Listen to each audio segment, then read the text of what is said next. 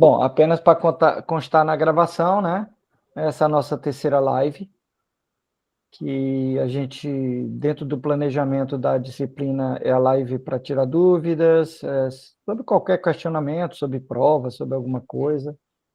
Quem fez a lista de exercício não vai ter, acredito eu, não vai ter muito problema com as provas. É claro que tem que ler um pouquinho, né? Mas não tem grandes dificuldades não, né? E aí tem a prova, pelo menos eu enviei a prova de segunda chamada e a prova substitutiva, né? Então, a gente fica à disposição de vocês. Lembrando que essa disciplina, eu sempre digo que ela seria uma disciplina muito mais prática do que teórica, né? A teoria ela serve apenas para a gente perceber quais são os caminhos da prática. E tivemos um módulo 1 que é muito mais falando sobre mitos, sobre filosofia, sobre o que é ciência, o que é o conhecimento científico, né? Essas coisas assim. Ou seja, para o trabalho prático, não, vamos dizer assim, não é muito mão na massa, né? Mas a segunda não. A segunda a gente já tem uma ideia do trabalho lá que a gente vai fazer lá no final do curso, né? Que aí sim a gente tem toda aquela estrutura para que vocês possam desenvolver o artigo de vocês, né? Então, e hoje, como eu falei, no português coloquial, só bater bola, né? Só a gente conversar.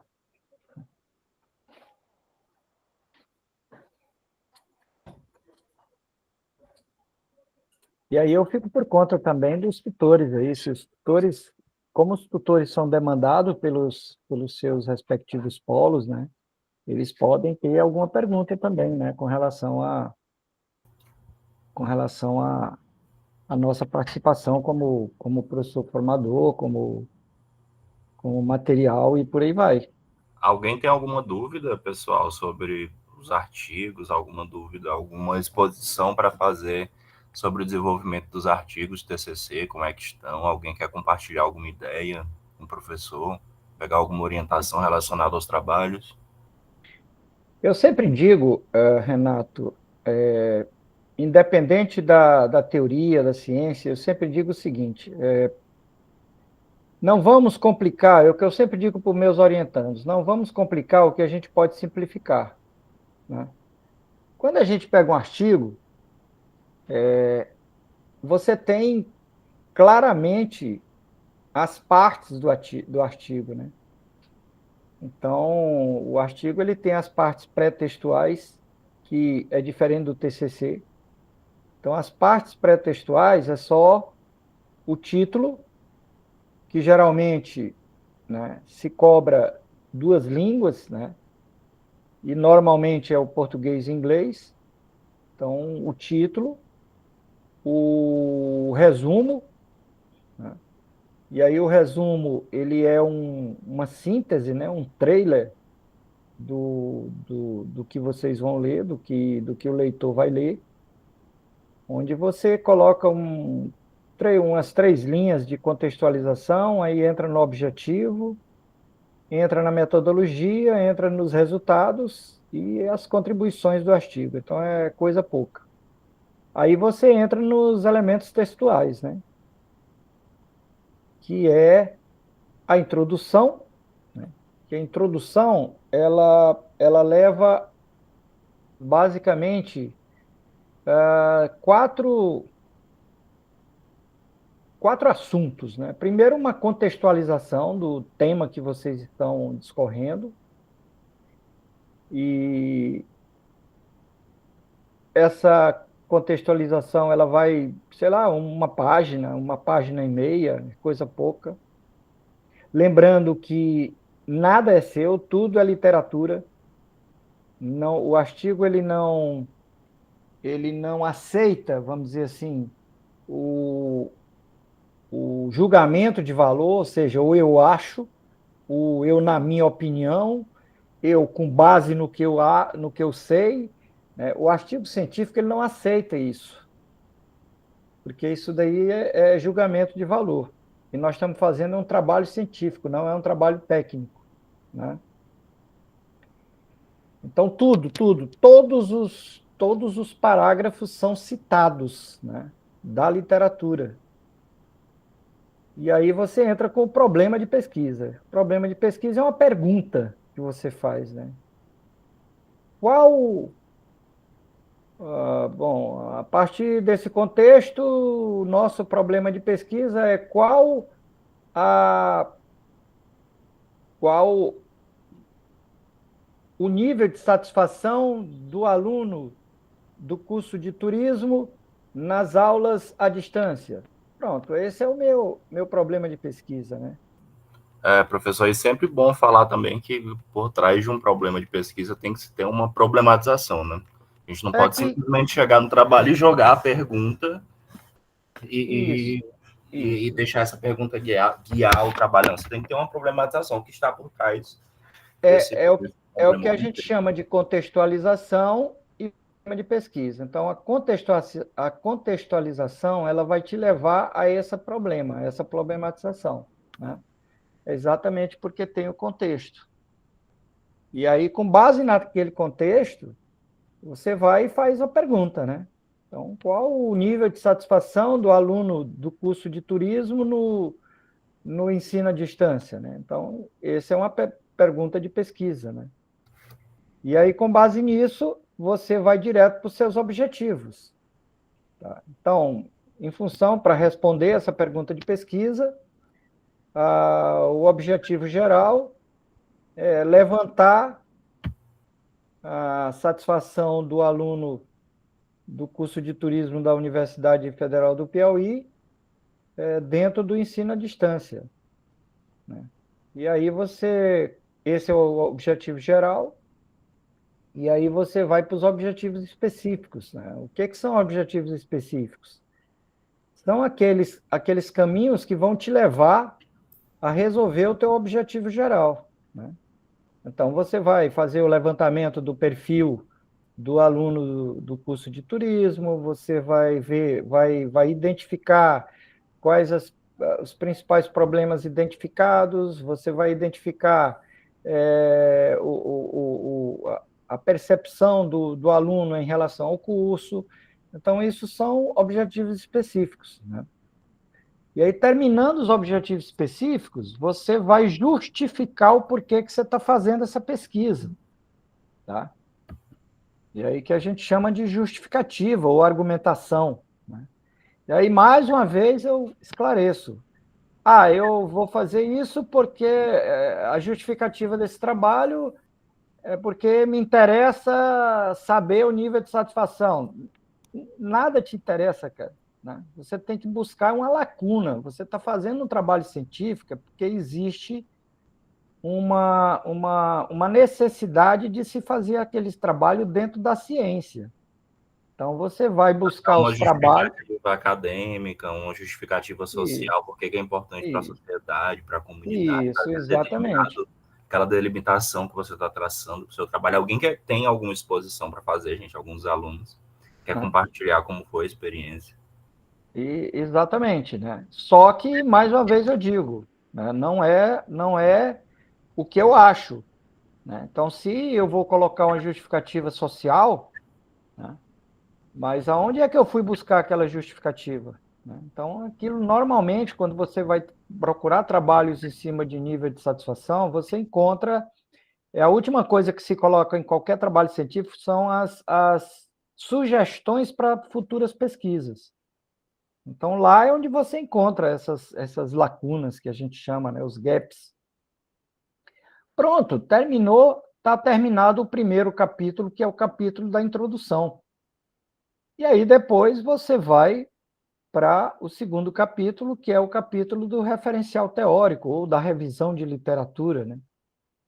E aí continua aquele negócio, nada é meu, é tudo da literatura.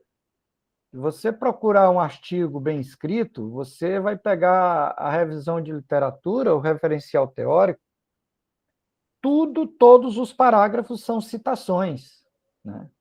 E aí, como eu estou trabalhando a nível de satisfação, eu vou procurar na literatura o que eu chamo de satisfação, porque o referencial teórico é exatamente isso. Por quê? Porque quando eu falo em satisfação, cara, satisfação é muito intangível, né? Cada um, satisfação para mim é uma coisa, satisfação para o Renato é outra coisa, satisfação para o Frederico é outra coisa. Então, eu tenho que buscar, eu vou me referir, a minha referência de satisfação é o quê?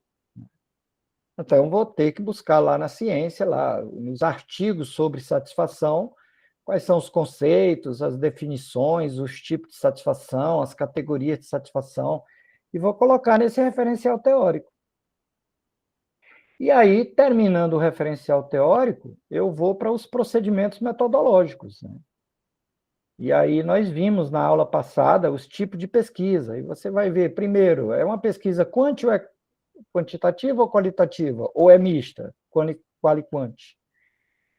E aí, quando eu coloco isso, eu vou me embasar por que eu estou escolhendo a qualitativa, ou por que eu estou escolhendo a quantitativa.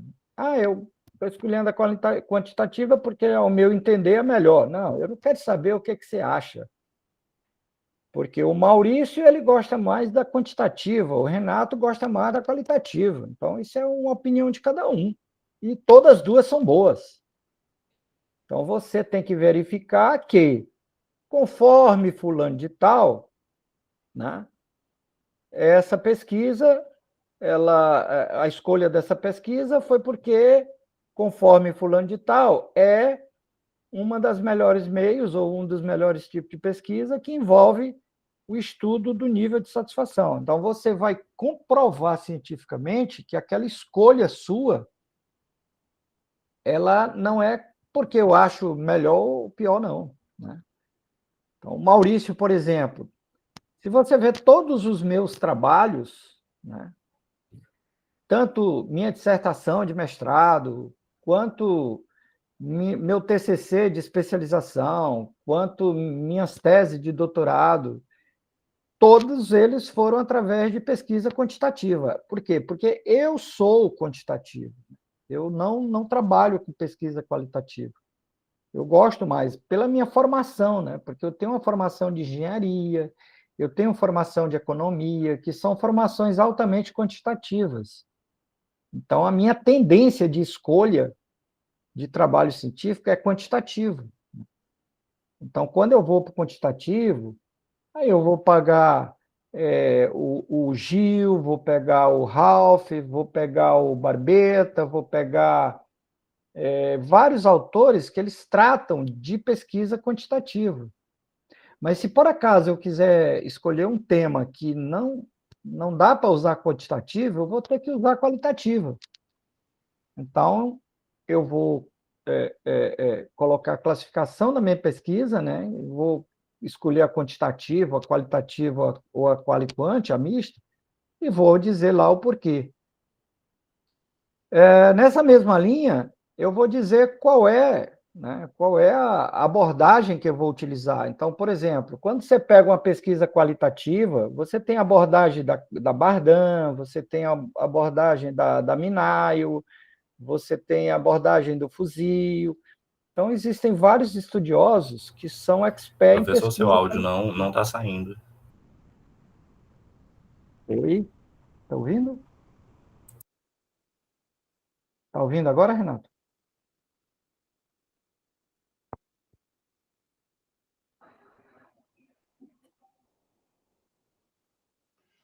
Professor, eu estou ouvindo o senhor perfeitamente. Não teve interrupção nenhuma. Acho que é o Renato que está com problema ali, Não, pelo jeito. desculpe, fui eu aqui que cliquei sem querer, não estava lhe ouvindo. Desculpa, atrapalhar. Não, Foi mal. tranquilo, Renato, tranquilo. Então, veja bem, então eu vou colocar que eu vou usar Bardão, que eu vou usar, no caso quantitativo, que eu vou usar o Barbeta, que eu vou usar isso, né? E aí, prosseguindo nisso daí, né, eu vou dizer qual é o instrumento que eu vou utilizar. É um questionário? Eu vou utilizar um instrumento de coleta de dados, né? É um questionário, é um survey, entrevista, é uma análise documental, é uma análise de conteúdo, né? Que é com base em documentos e tal. Então, eu vou dizer que essa pesquisa qualitativa ou quantitativa, né? Eu vou adotar como instrumento de coleta de dados um questionário e vou falar qual abordagem que eu vou dar para colocar esse questionário. Então, pode ser entrevista individual, pode ser através do Google Forms. Né? E como também vou dizer qual é a amostra que eu vou fazer. Né? Tanto a qualitativa quanto a quantitativa, eu vou dizer onde é que eu vou buscar essas informações. Né? Então, isso daí que é o que a gente chama de procedimento metodológico, ou caminho metodológico, né? Pronto, feito isso, aí eu faço a pesquisa, terminada a pesquisa, eu vou para o capítulo 4, que é o capítulo da demonstração, da apresentação e análise dos resultados. Então, como eu fiz a pesquisa, eu vou mostrar quais foram os resultados que eu consegui, né? E dentro desses resultados conseguidos, eu vou linkar ele com a literatura. Como eu fiz um referencial teórico, então eu vou dizer o seguinte: bom, os resultados disseram que os estudantes de 25 a 45 anos foram aqueles que acharam o nível de satisfação melhor. Aquilo foi o achado da minha pesquisa. E se eu linkar aquilo com a literatura, aquele resultado, ele foi igual o que a literatura diz ou foi diferente do que a literatura diz? Então, eu tenho lá meu referencial teórico, que está falando sobre satisfação, e eu vou ver exatamente aquilo que eu vi, e aí eu vou dizer, olha, os dados achados na presente pesquisa, eles corroboram com o que foi achado pelo Renato, né, lá na pesquisa dele, lá em 2023. Ou então vai dizer que os dados achados, eles são contrários àqueles dados que o Renato, né, achou lá em 2023. Tá? Então, isso daí já mostra, por exemplo, uma sugestão para futuras pesquisas, né? Porque você pode estar dizendo, olha, estamos numa dúvida, o Renato achou de um jeito, eu achei de outro jeito. Então, vale a pena você se aprofundar mais nesse tipo de pesquisa. Pronto, você fez essa análise, aí você vai para as considerações finais. Né? Aí a consideração final é o quê? É só você mostrar quais foram os seus objetivos e se aqueles objetivos que você almejou, se eles foram trabalhados e se eles foram encontrados. Pronto, acabou o artigo. Aí você volta para os elementos pré-textuais, no caso do artigo, né, e coloca as referências bibliográficas. Atenção! Eu nunca vi, sabe?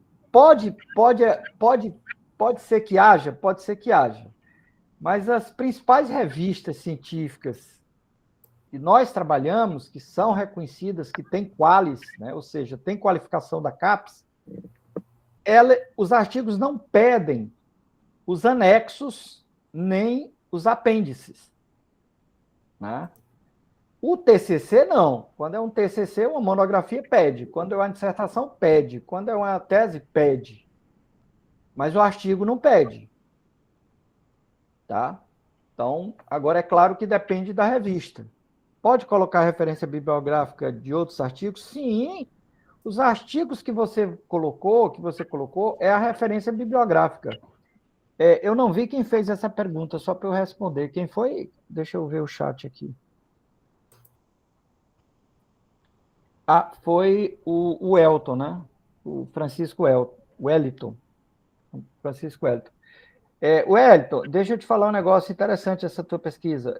Olha, As revistas científicas mais conceituadas pela CAPES, elas odeiam livros, né? Porque o aluno ele tem mania de colocar os livros, né? Essa área de administração que é a minha, aí bota o livro do Xavenato, né? Bota o livro, sabe? Olha, essas revistas mais conceituadas, elas só são de bom grado para livro quando são livros clássicos, né?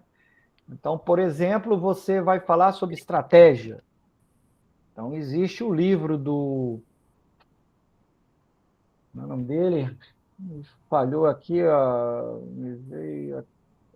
Eu sei que o nome do livro é Safari de Estratégia, né? E me fugiu o nome do autor. Quem tiver um celular aí, quem tiver na internet, coloca aí Safari de Estratégia. Como é que é o nome dele, rapaz, do autor? Ou seja, é um livro clássico, né? que, que todos os artigos que falam em estratégia, coloca ele. Você vai falar de comportamento, né? Mintzberg, beleza, Alexandre. Mintzberg, né? O Henry Mintzberg é o bambambam bam, bam nessa área de estratégia, né? Então ele fez esse livro aí com Bruce, né? Bruce Armstrong. E esse livro é um livro clássico, né? Esse livro, Safari de Estratégia, ele fala sobre as 10 escolas de estratégia, né?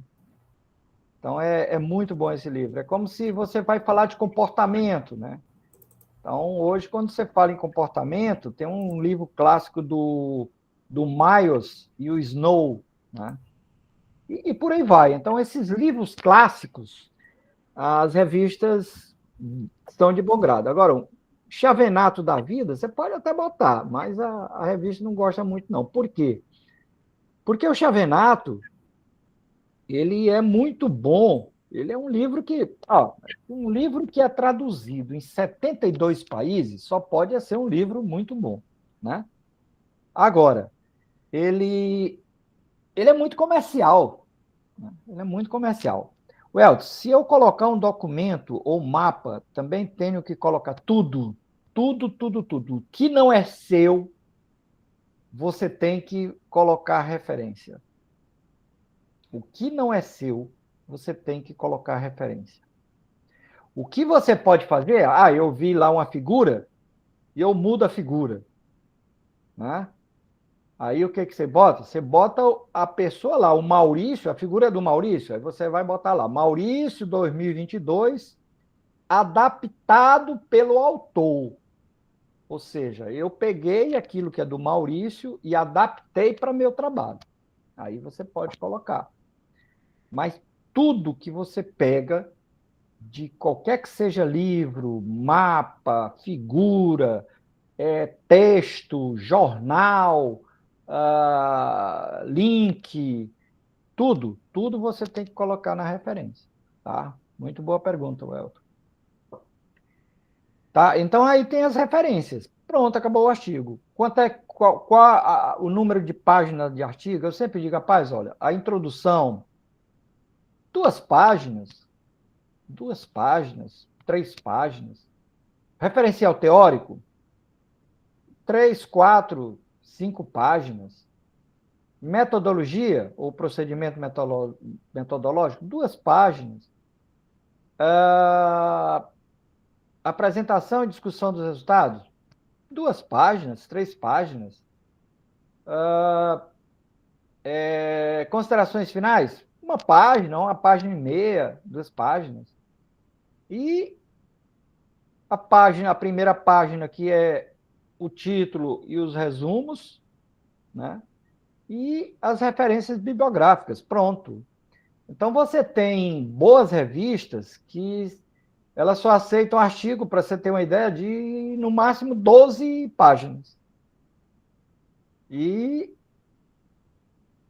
eu ainda nunca vi uma revista com a ótima avaliação da CAPES que aceite 25 páginas, 30 páginas. Dificilmente. Não, Tem revista que aceita 20, 25, 30 páginas? Tem, mas são revistas que tem uma nota, vamos chamar assim, né? Porque na CAPES a gente chama de extrato, né? Que é o Qualis. Porque a nota da CAPES é A, aí tem o A1, A2, A3, A4, é o B, que tem o B1, B2, B3, B4, tem o C, que é o C1, C2 e C3. Pronto, acabou.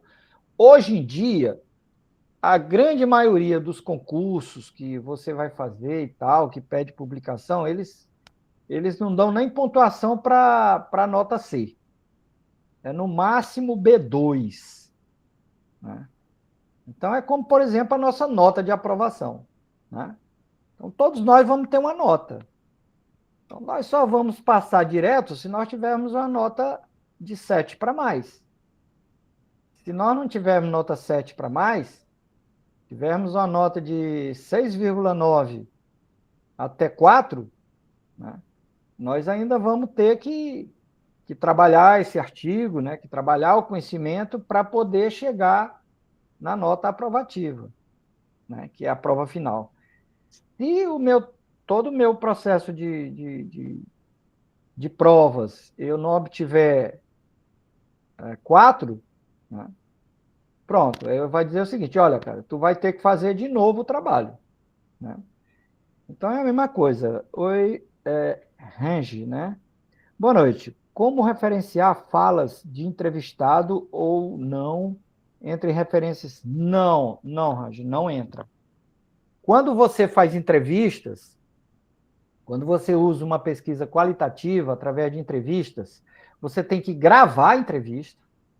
Você não pode ouvir e colocar o que você achou, o que você percebeu, o que você entendeu, não. Você tem que gravar a entrevista e tem que fazer a transcrição da entrevista. Tá? Aí, quando você vai falar sobre os resultados, como os resultados você colheu foi em cima de entrevista, você vai colocar lá. Como você não vai poder botar o nome por causa da LGPD, né? Não vai colocar o entrevistado Maurício Boa Vista, né? Você vai dizer o entrevistado 2, entrevistado 3, entrevistado 10. Aí bota exatamente, abre aspas e bota exatamente o que o entrevistado falou. Mas isso é no corpo do trabalho, não é nas referências. Tá? Referência é para onde você pegou, né? O referencial teórico, a contextualização, a justificativa e a metodologia. Tá certo? Uma muito boa pergunta. Vamos lá. Se eu colocar um documento, porque na minha área de pesquisa encontrei um mapa para colocar que peguei em um site oficial. Beleza, então você vai colocar o mapa e vai fazer a referência a esse site que você pegou. Tá, Wellington? Então aí você bota lá no referencial, nas referências bibliográficas, você bota o site. E aí, quando você bota o site, você tem que ainda colocar também qual foi o dia que você acessou. Aí você vai colocar o quê? Você vai colocar disponível no site tal, tal, tal, o acesso feito no dia tal, tal, tal, tal. Aí vai lá. A ABNT, ela diz tudo sobre isso, né? É sempre bom você consultar alguém da ABNT. Eu sempre digo para meus orientantes que nós não temos a obrigação, na hora de eu escrever um artigo, eu não tenho a obrigação de ser especialista nas normas da ABNT. Eu não tenho que, obrigatoriamente, eu saiba escrever plenamente, né, em português. Mas vão exigir o português culto, como eu falei na aula passada, português culto, vão exigir a gramática, a concordância, as normas da ABNT. E aí, é claro, quanto mais você souber, melhor, porque aí você não precisa contratar ninguém para fazer. Mas o artigo, ele se exige isso daí, tá certo? É por isso que tem várias pessoas que vai para uma banca de defesa e não passa direto, ele passa com restrições. Por quê? Porque a banca viu lá e tem muitas referências erradas, tem muita concordância errada, muitos erros de português, falta de formatação, e aí você é aprovado, porque o trabalho está bom, né? O trabalho está bom, mas você só tem a aprovação depois que você fizer todas as correções que por acaso a banca venha a colocar. Então, isso é um artigo. Então, e aí, como eu estava dizendo, não vamos, e é o que eu digo para meus orientandos, não vamos complicar o que a gente pode simplificar. Não vamos querer inventar roda. No momento que você pega um artigo, você tem todo o caminho metodológico do artigo. É só seguir aquele caminho metodológico. Tá? O que você tem que correr, né, que fugir, é do plágio. Porque, como eu falei na aula passada, o plágio, ele é crime. Né? E hoje, todo professor, né, todas as revistas, quando a gente vai para uma banca de defesa, nós temos o nosso programa antiplágio, que a gente pega o trabalho, coloca no programa e o programa vai te dizer qual o percentual de plágio, ou seja, ele não chama plágio, ele chama de similaridade, ou seja, aquilo que você escreveu que está igual a um outro trabalho. Né? O plágio é só cópia e cola? Não, não. Na aula passada, pegue o material que você vai ver todos os tipos de plágio. O Hélito, só para você ter uma ideia, né? Eu acho que você não participou da aula passada, né? Só para você ter uma ideia. Eu fiz um trabalho, e aí eu vou fazer um outro trabalho. E aí, como eu fiz um trabalho anterior, eu chego no outro trabalho, e como o trabalho é meu, o anterior, eu vou lá e coloco o que eu coloquei no trabalho anterior, porque o trabalho anterior é meu. Né? Isso daí é plágio? É plágio. É o que a gente chama de autoplágio. Eu não posso fazer isso. Eu tenho que me citar. Na hora que eu for colocar, e eu coloquei uma coisa que eu fiz no trabalho passado, eu vou colocar. Eu vou colocar a citação do Maurício lá no trabalho passado. Tá? Então, nós temos vários tipos de plágio. Tá? Vários tipos de plágio. O que a gente tem é que sair do plágio. Tá? Eu peguei uma frase e eu troquei as palavras. Isso é plágio? É plágio. Tá? Se você pegou uma frase e trocou completamente a frase, mas você você fez uma frase utilizando sinônimos, né? A cor daquele carro é vermelho. Aí eu vou botar vermelho é uma das cores que foram detectados em um veículo. E eu não vou citar ninguém. Isso é plágio? Isso é plágio. Então você tem que colocar com suas palavras e cita de onde você viu. Por quê? Porque se você não citar, você vai dizer o seguinte: isso daqui é meu. Essa afirmação é minha. Independente se eu estou utilizando outras palavras ou não.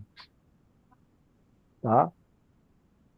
Vamos lá, Mariene. Professor, seguindo a realização de entrevista para obter o resultado da pesquisa, onde as entrevistas são figuras públicas da governança municipal, já que não pode utilizar o nome próprio, pode utilizar explicitamente os cargos ocupados? Não, você vai dizer que foram entrevistas colhidas de gestores públicos, você pode citar, tá? São gestores públicos, ou seja, gestores públicos têm uma infinidade, né? Então, o cargo em si... Agora, eu não posso dizer o seguinte, olha, eu entrevistei o chefe de gabinete do prefeito, né, da cidade de Teresina, é meio que bastou dizer o nome dele, né? Não, você vai dizer que foi feito uma pesquisa no setor na chefia, no setor de chefia de gabinete ou no setor de gabinete da prefeitura e por aí vai. Você tem que fugir de você poder identificar quem é a pessoa, porque isso entra na lei de proteção aos dados pessoais, né?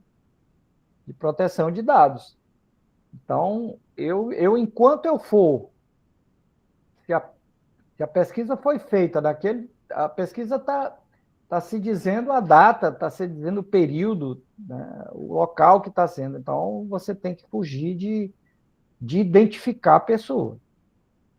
Qualquer que seja a pesquisa que venha identificar, você tem que pedir autorização, você tem que ter o que a gente chama de termo, meu Deus do céu, como é o nome? Eu tenho um termo. Termo de consentimento livre esclarecido, o TCLE. Pronto, obrigado, Renatão.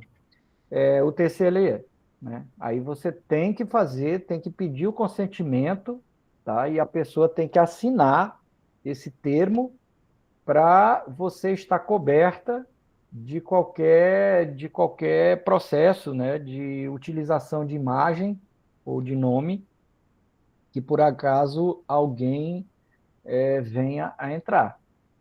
E outra coisa, se foi identificado também, a grande maioria, na nossa área não acontece muito não, mas principalmente na área de saúde, na área jurídica, ainda tem que passar pelo comitê de ética. Inclusive tem várias, dependendo do curso, o curso ele exige. Aí você tem que entrar com a pesquisa na plataforma Brasil. Rapaz, é complicado. Você fazer trabalho científico é complicado, porque você não pode simplesmente fazer com sua livre e espontânea vontade, não. Tá? Então, essas coisas têm que ser vistas. Ok? Vamos lá? Valeu, Mariane.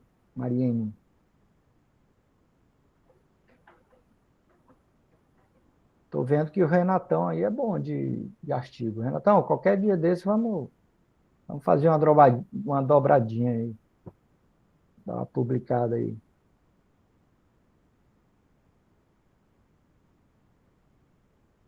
E aí, depois que você entra...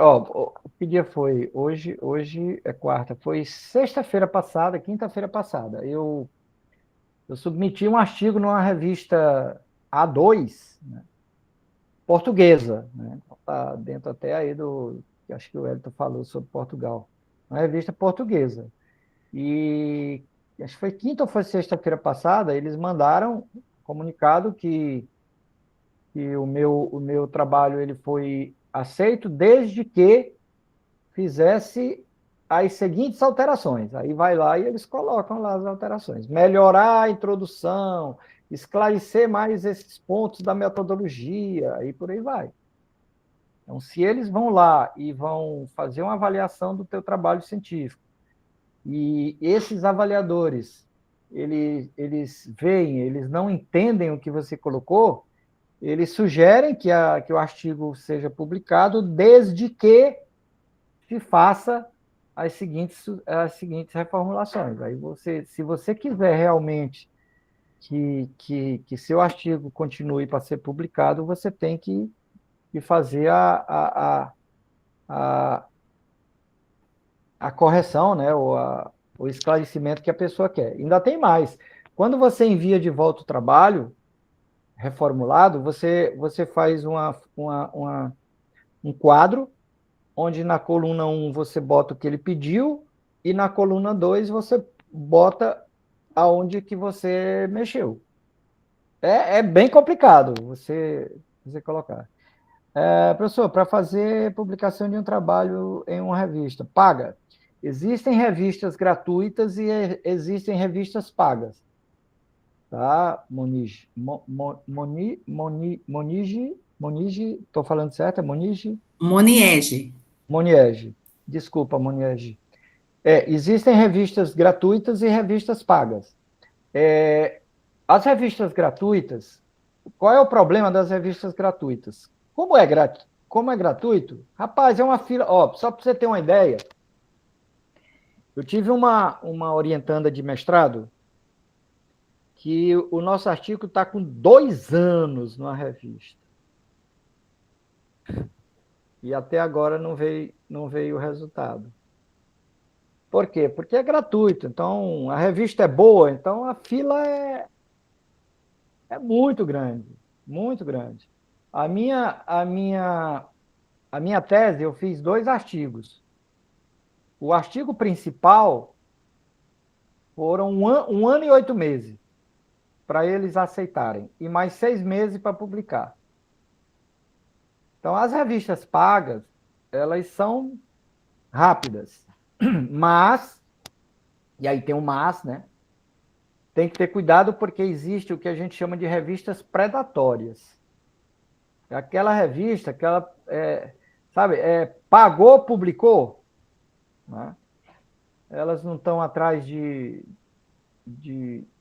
conteúdo, não estão atrás de ciência, não estão atrás de formatação. Elas vão lá e pagou, elas publicam. E elas são muito divisivas, né, professor? Eu conheço alguns professores que falam que aceitam publicar nessas revistas, assim, tanto que publiquem. Já conheço outros professores que não gostam, porque dizem que mancha o currículo da pessoa. Então, você tem que escolher bem aonde você vai colocar seu artigo. Eu particularmente, Renato, eu sou contra e a favor da revista paga, né? Por que eu sou a favor da revista paga? A revista paga ela é mais rápida porque os avaliadores estão sendo pagos para avaliar. As revistas gratuitas, os avaliadores não ganham nada, né? Então, por exemplo, eu sou avaliador de 3 revistas. Rapaz, a cobrança é grande, sabe? É como se a gente fosse dedicação exclusiva para eles.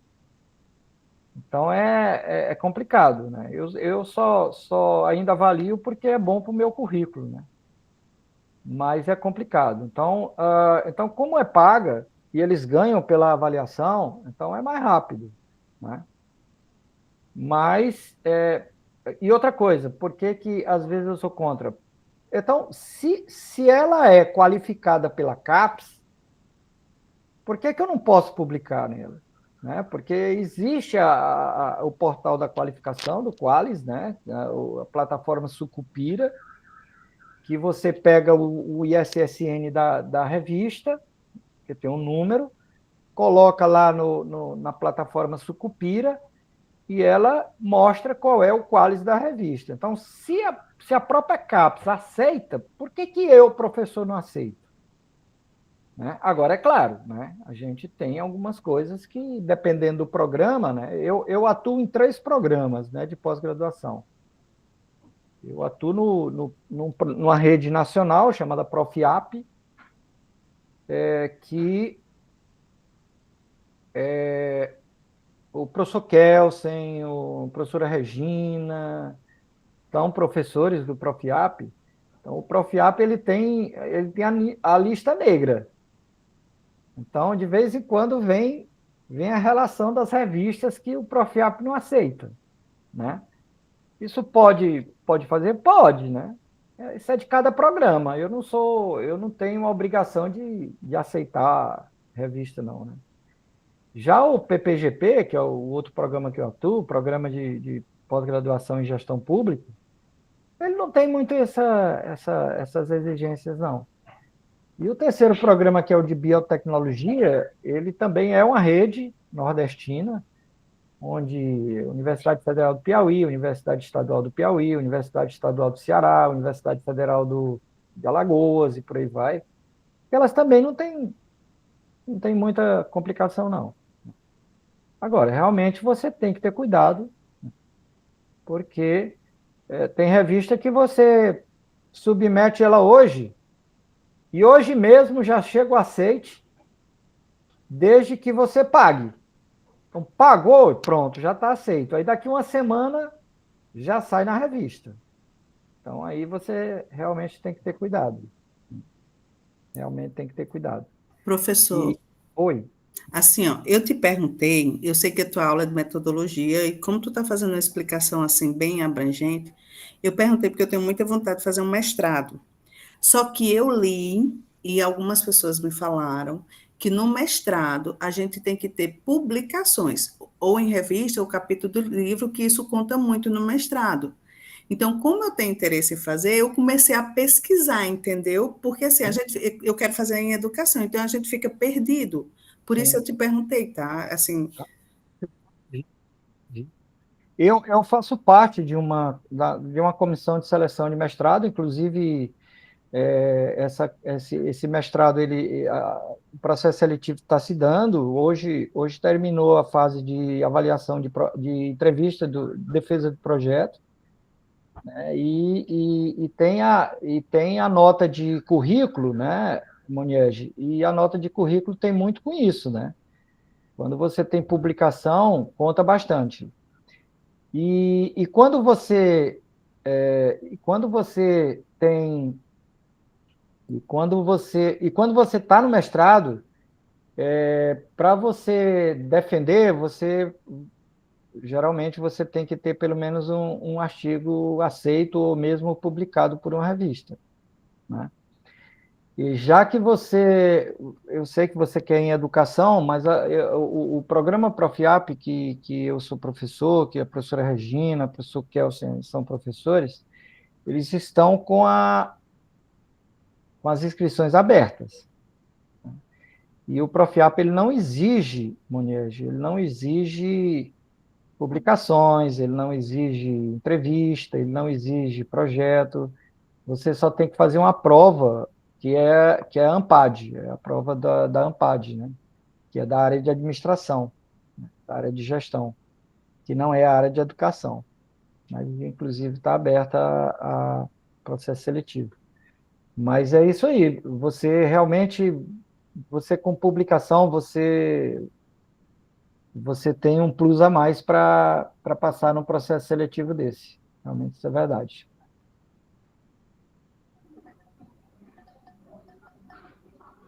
Mais alguma coisa? Ó, só para vocês terem uma ideia, gente, esse negócio de paga, né? Nós aprovamos um artigo no Congresso Internacional recentemente. Esse congresso era em Porto Rico, e os artigos aprovados, eles eram publicados pela revista do Congresso, né? Que era uma revista internacionalmente conhecida. E os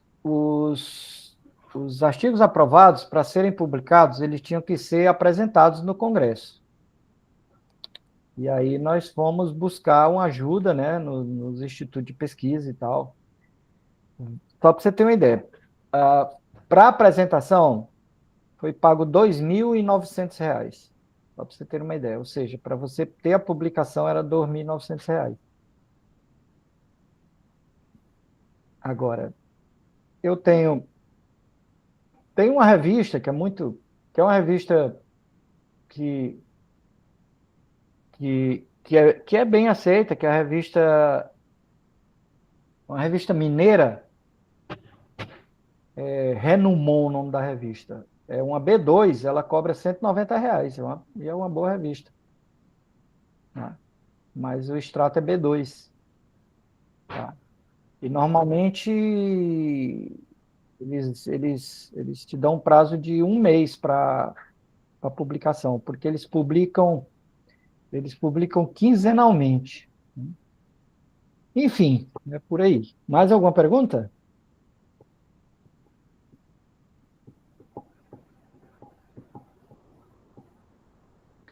E aí, Renato?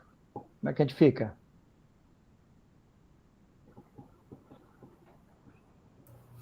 Professor, se ninguém tem mais nenhuma pergunta, nenhuma dúvida, ninguém quer compartilhar nenhuma experiência, alguma questão relacionada ao trabalho nesse momento de finalização dos artigos, se alguém quiser conversar sobre isso, espaço aberto.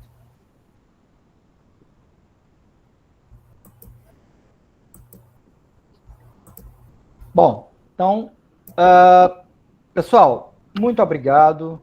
Renato, brigadão aí pelo apoio, Renato. Você, Obrigado, professor. Alexandre, bom voo, boa pescaria.